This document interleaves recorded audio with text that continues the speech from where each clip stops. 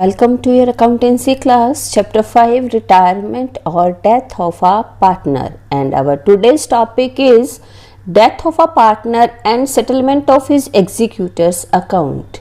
Retirement के time पर हमने जो पर्सन रिटायर हुआ है उसका लोन अकाउंट प्रिपेयर किया था, बट यहाँ किसका अकाउंट प्रिपेयर होगा? Executor account of disease partner. Let's understand it with the help of this example.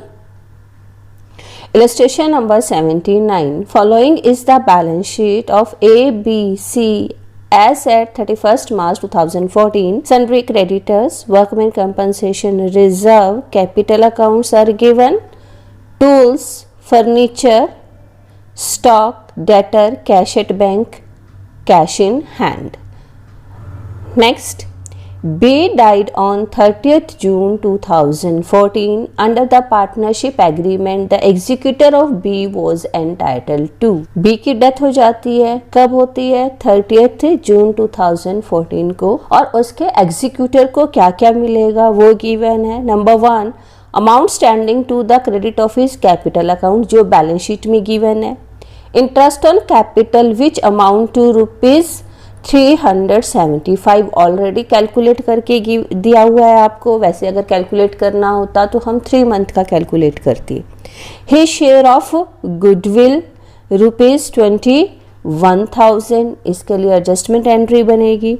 His share of profit from the closing of last financial year on the date of death which was amounted to rupees 2,625. ये भी B के capital account में जाएगी. और कौन से account की help से जाएगी? प्रॉफिट. कौन सा अकाउंट ओपन होगा? Profit and loss suspense account. Credit side लिखेंगे by profit and loss suspense account और ये अमाउंट डाल देंगे. B's executor was paid rupees 20,400 on 1st July 2014 and the balance in 4 equal yearly installments starting from 30th June 2015. Death कब हुई है? 14 में. First instalment कब पे कर रहे हैं? 2015 में विद इंटरेस्ट 6% per annum.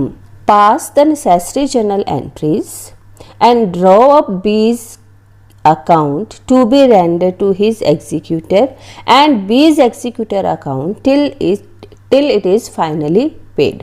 तो आपको जर्नल एंट्री करनी है, बी का कैपिटल अकाउंट बनाना है, फिर बी का एग्जीक्यूटर अकाउंट भी आपको प्रिपेयर करना है. Let's see the solution.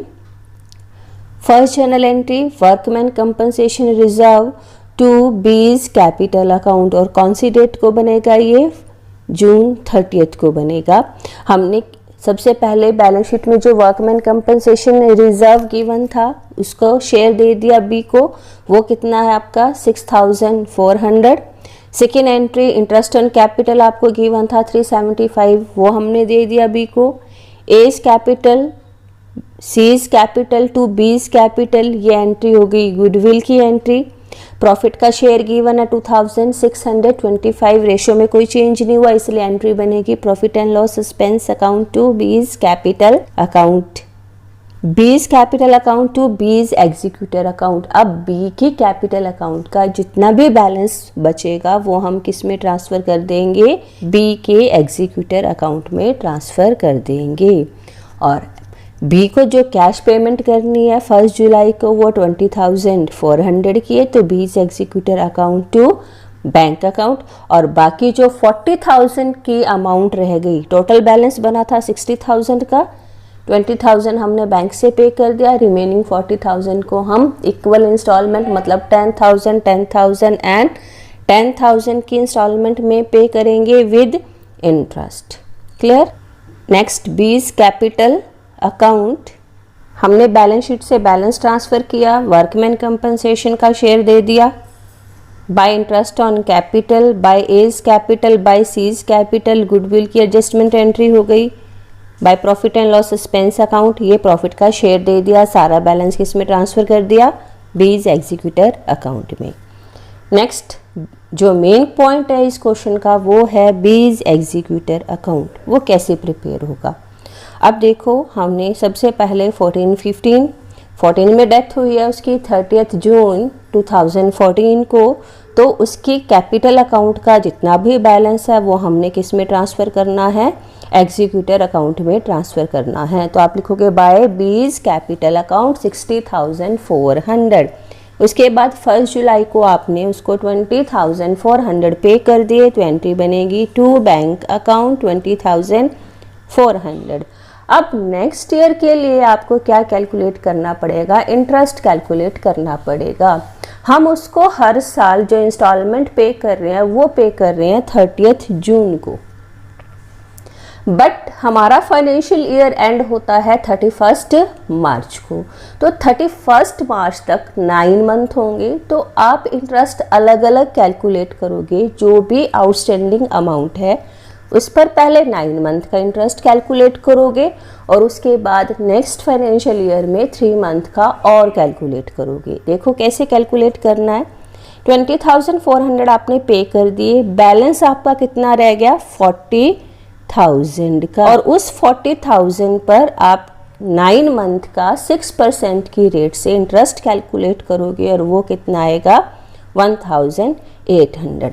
अब बैलेंस जो है वो ट्रांसफ़र कर दोगे आप टू बैलेंस CD।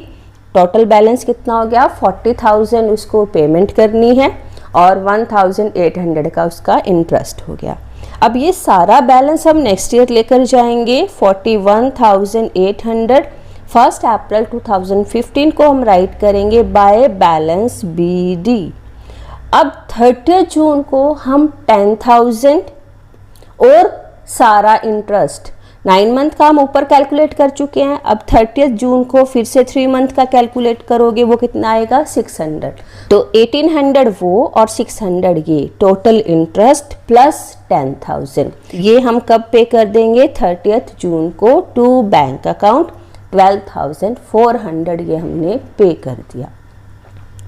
अब 31 मार्च को हमने हमारे अकाउंट एंड करने हैं, तो नेक्स्ट जो 30,000 बच गए, 10,000 तो हमने पे कर दिए। अब आउटस्टैंडिंग अमाउंट कितनी रह गई 30,000। अब आप इंटरेस्ट कैलकुलेट करोगे कितने पर 30,000 पर 9 मंथ का, तो 9 मंथ का इंटरेस्ट आएगा 1,350। नेक्स्ट अब आप ये सारा बैलेंस ट्रांसफ़र कर दोगे 31,350 का। नेक्स्ट ईयर में आपने बैलेंस लेकर गए 31,350, फिर 3 मंथ का इंटरेस्ट कैलकुलेट करोगे, वो कितना आएगा 450। अब ये total interest and second instalment 10,000 की वो पे कर दोगे कौन सी डेट को 30 जून को। 11,800 की हमने पेमेंट कर दी, बैलेंस रह गया हमारा 20,000। हमारा बैलेंस कितना रह गया पेंडिंग 20,000। अब इस पर आप फिर 9 मंथ का इंटरेस्ट कैलकुलेट करोगे, वो कितना आएगा 900। तो 20,900 हम किस में डाल देंगे टू बैलेंस CD कब 31 मार्च को, और यही बैलेंस हम नेक्स्ट ईयर लेकर जाएंगे। नेक्स्ट ईयर कितना बैलेंस जाएगा by balance BD 20,900। Interest calculate करोगे 20,000 पर, फिर से 3 मंथ का पेंडिंग है 300 आ गया। अब 30 जून को आपने पेमेंट कर दी, थर्ड इंस्टॉलमेंट प्लस इंटरेस्ट 11,200 की, और फिर आपका लास्ट जो 10,000 रह गई फोर्थ इंस्टॉलमेंट, उस पर पहले 9 मंथ का इंटरेस्ट कैलकुलेट करोगे 450।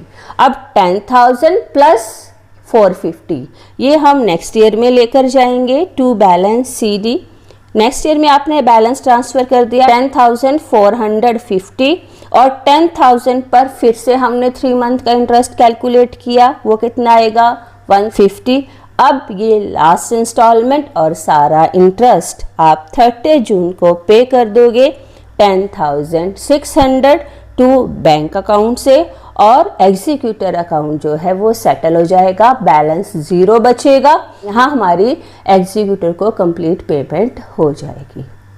Clear? So student, in this way you have to prepare the executor account. I hope you all understood this concept. Now do the related practicals.